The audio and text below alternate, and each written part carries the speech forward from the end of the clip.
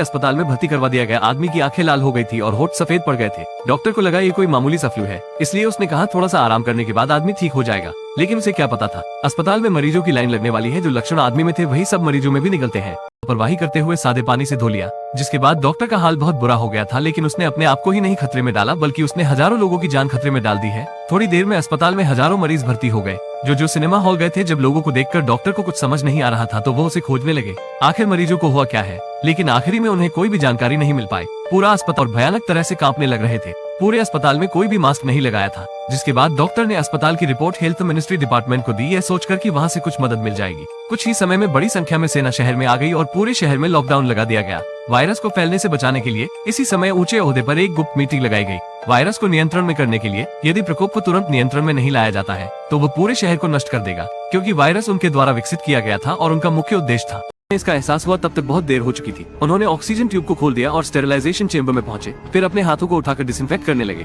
लेकिन वायरस पहले ही आदमी के शरीर में प्रवेश कर चुका था और कुछ सेकंड बाद डॉक्टर अचानक जमीन पर गिर गया। वो फिर जोर जोर से कांपने लगा, लेकिन तुरंत वहाँ सारे डॉक्टर उसे होश में लाने की कोशिश करने लगे। अब तक आदमी का बुखार 44 डिग्री तक पहुँच गया था। वो किसी भी क्षण सदमे से मर सकता था। उसे तुरंत ठंडा करने के लिए डॉक्टर ने रोगी के शरीर पर बड़ी मात्रा में बर्फ का उपयोग किया। उन्होंने उसे होश में रखने के लिए आदमी के चेहरे को थपथपाना चालू कर दिया। फिर नर्स उसे दवा का इंजेक्शन देने वाली थी, लेकिन रोगी ने अचानक हिंसक रूप से कांपना चालू कर दिया। सुई गलती से नस की उंगली में लग जाती है। हालांकि महिला ने तुरंत इसे आयोडीन के साथ डिसइंफेक्ट कर दिया, लेकिन फिर भी बहुत देर हो चुकी थी। कुछ मिनटों के भीतर महिला ने रोगी के समान लक्षण विकसित किए। वे दोनों अस्पताल में भर्ती हो गए। इस बिंदु पर लेकिन कुछ लोग वहां से छुपकर भागने लगते हैं। सैनिकों ने उन्हें चेतावनी दी कि वे पीछे मुड़कर वापस चले जाएं। सैनिकों ने अंततः वायरस फैलने की वजह से शहर के नागरिक शहर छोड़कर भागने लगते हैं, लेकिन सैनिक उन्हें जाने नहीं देते हैं और उन्हें वापस लौटने के लिए कहते हैं। जब वो वापस नहीं जाते हैं तो वो फायर करके गाड़ी में आग लगा देते हैं। एक कार को नष्ट देखकर उनके पीछे आ रहे परिवार को रुकना पड़ता है और जल्द ही शहर के मरीज बड़ी तादाद में मरने लगते हैं। सेना ने लकड़ी के घरों में एक एक करके शवों को डंप कर दिया और अंत उसमें आग लगाकर घर को जला दिया। वायरस का स्रोत सेना द्वारा विकसित एक जैविक हथियार था,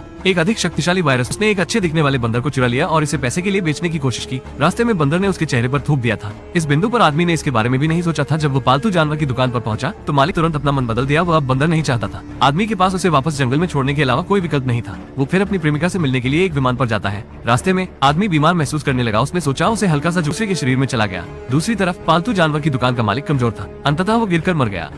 वायरस को जल्द से जल्द नियंत्रण में लाने के लिए डॉक्टर ने लैब कार्यकर्ता से संपर्क किया। उससे पूछा कि क्या वो जानवरों के संपर्क में था। आदमी ने मरने से ठीक पहले बंदर शब्द बोला था। डॉक्टर ने फिर आदमी के शरीर को विच्छेदित कर दिया। उसने पाया कि उसके सभी अंग जल गए थे। इस बीच दूसरी तरफ चिकित्सक सैम ने पाया जनरल कितना निर्दयी है, क्योंकि सेना के पास सीरम था लेकिन उसने रोगी को नहीं दिया। ये बात शहर को पता न लग पाए, इसलिए जनरल ने परमाणु बम से शहर को नष्ट करने का फैसला किया। जब सैम ने ये सुना तो वो सुनने पड़ गया। उन्होंने फैसला किया कि वो शहर को बचाने के लिए एक सीरम विकसित करेंगे। इसलिए अब रोगजंग वाले उस बंदर को ढूंढना था जो कर्मचारियों द्वारा छोड़ा गया था। फिर अचानक याद किया कि उसकी बेटी हाल ही में एक बंदर के साथ खेल रही थी। जल्दी सैम वहाँ पर पहुँच गया। छोटी लड़की ने बंदर को सैनिक के कहने पर बुला लिया। सैनिक ने जल्दी से एक ट्रैंक्विलाइजर से बंदर पर निशाना लगाया, जिसके बाद बंदर की मदद से सीरम बनाना चालू हो गया। कुछ घंटों के बाद सीरम आखिरकार बन गया था और रोगजंग को इंजेक्ट करना शुरू कर दिया। सीरम ने वास्तव में काम किया, लेकिन अचानक खबर आ गई जनरल ने शहर के विनाश का आदेश दे दिया है। सैम अपने शहर को कैसे बर्बाद होते देख सकता है। जैसे ही ड्रॉप प्लेन समय में परमाणु बम समुद्र में गिर गया, शहर बच गया। जनरल के घोटाले को आखिरकार सार्वजनिक कर दिया गया। शहर सैम की मदद से ठीक हो गया।